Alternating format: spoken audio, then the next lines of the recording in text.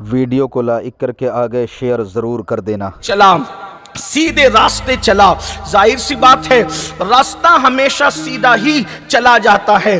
آپ بھی جو ہے وہ اگر گھر کی طرف جاتے ہیں تو آپ بھی تو غلط سلط راستے سے گھر کی طرف جانا کوئی شریف انسان پسند نہیں کرتا، بلکہ ہر آدمی سیدھے راستے ہی سے جانا پسند کرتا ہے، اچھے راستے سے جانا پسند کرتا ہے۔ اب آپ توجہ کریں، سیدھے راستے کا انتخاب کر رہے ہیں۔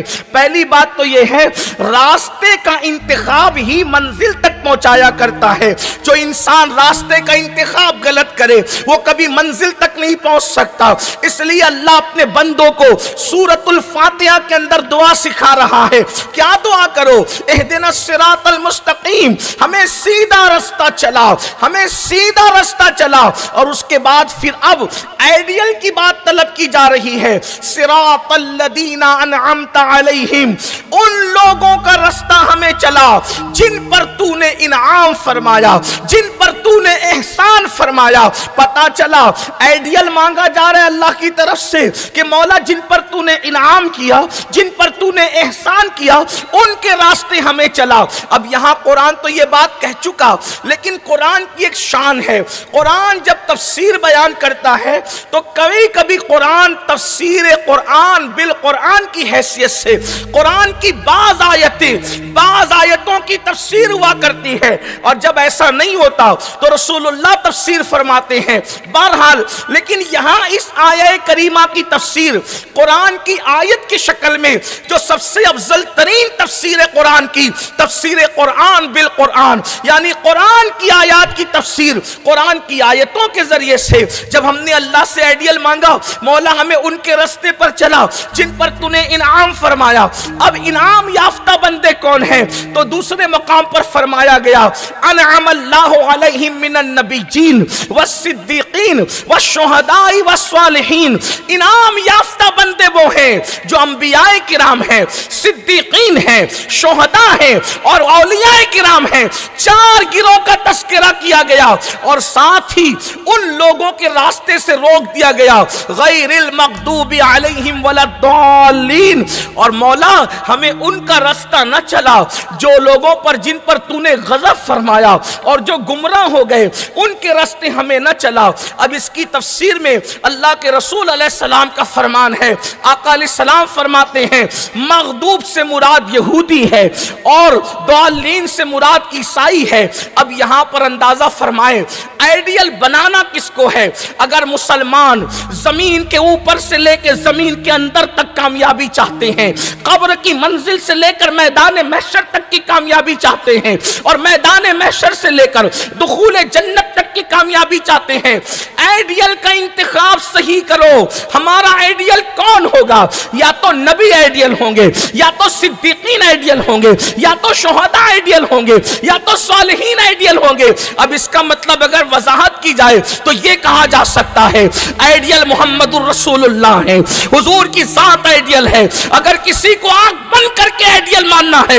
تو مصطفیٰ جان رحمت کو آئیڈیل مانو۔ اور پھر صدیقین کا مرتبہ آتا ہے، یعنی ابو بکر صدیق جو اس امت کے صدیقین کے گروپ کے سردار ہیں، ان کو اپنے لیے آئیڈیل بناؤ۔ اللہ اکبر۔ اور پھر شہداء کی بات آتی ہے، فاروق اعظم شہید، عثمان غنی شہید، مولا علی شہید، مصعب ابن عمیر شہید، امیر حمزہ شہید، یہ صحابہ کا گروہ اور بھی شہداء ہیں۔ حضرت امام حسین شہید، امام قاسم شہید، اللہ اکبر، امام علی اکبر شہید۔ اسی طریقے سے شہداء کے گروپ کو آئیڈیل بناؤ۔ اور جب صالحین یعنی اولیاء کی بات آتی ہے تو ویسے قرنی اولیاء میں ہے، غوث اعظم اولیاء میں ہے، غریب نواز اولیاء میں ہے، سیدی مسعود سالار غازی اولیاء میں ہے، حضرت سیدنا قطب الدین بختیار کاکی اولیاء میں ہے، محبوب الہی اولیاء میں ہے۔ یعنی پتا چلا ان چار گروپ کو اپنے لیے آئیڈیل بناؤ۔ اور اس کے بعد قرآن کیا کہتا ہے؟ یہود و نصارہ کو آئیڈیل نہ بنانا،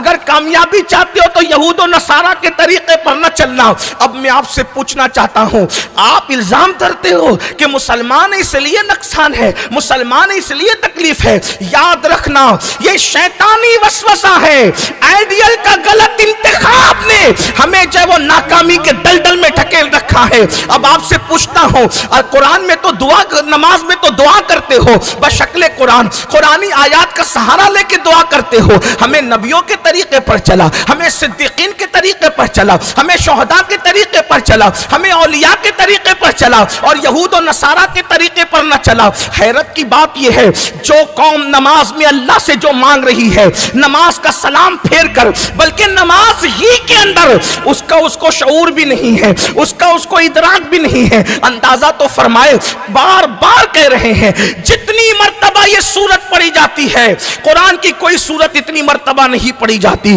जितनी कसरत से इस सूरत को पढ़ा जाता है, उतनी कसरत से इस सूरत को कोई कभी किसी और सूरत को नहीं पढ़ा जाता। लेकिन फिर भी सोचो, अल्लाह से मांगते क्या हो और करते क्या हो। आइए जरा गुफ्तगू शुरू करते हैं। आइडियल किसके कौन मांग रहे हैं? आइडियल किसके हवाले से मांग रहे हैं? रसूलुल्लाह के हवाले से, सिद्दीकों के हवाले से। अब बताओ, अगर हम नबी को आइडियल बनाए होते और हम हुजूर के तरीके पर चले होते तो हमारी जिंदगी क्या होती? आइए हुजूर अलैहिस्सलाम की जिंदगी की एक झलक देखते हैं।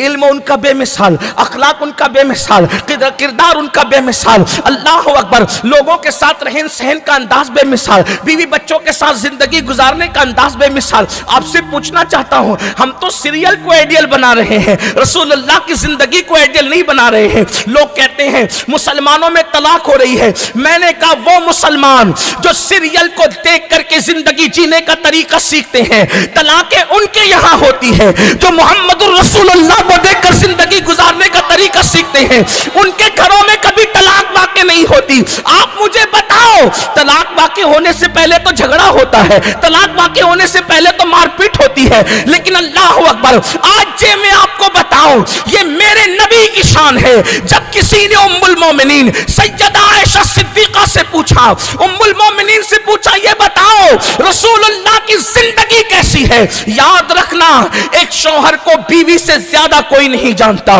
एक शौहर को बीवी से ज्यादा कोई नहीं जानता।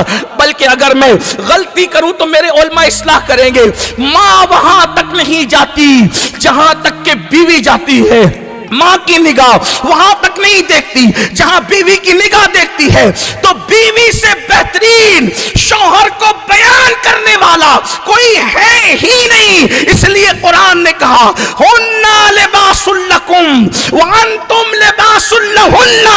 शौहर बीवी का लिबास है और बीवी शौहर का लिबास है। मतलब क्या? बीवी जो कुछ देखे वो ढांप दिया करे और शौहर को जो कुछ देखे वो ढांप दिया करे, क्योंकि लिबास का काम ढकना होता है। क्योंकि अल्लाह जानता है दुनिया का कोई इंसान ऐसा नहीं कि जिसको देखा जैसे जाए वैसे ही बयान कर दिया जाए। इसलिए कि हर इंसान में कोई ना कोई ऐब है, हर इंसान में कोई ना कोई कमी है। मगर कुर्बान जाए, जब मेरे नबी की सबसे छोटी उम्र बीवी से पूछने वाले ने पूछा रसूलुल्लाह का किरदार क्या है, तो उम्मुल मोमिनीन का जवाब सुनो। उम्मुल मोमिनीन फरमाती है, क्या तूने कुरान नहीं पढ़ा?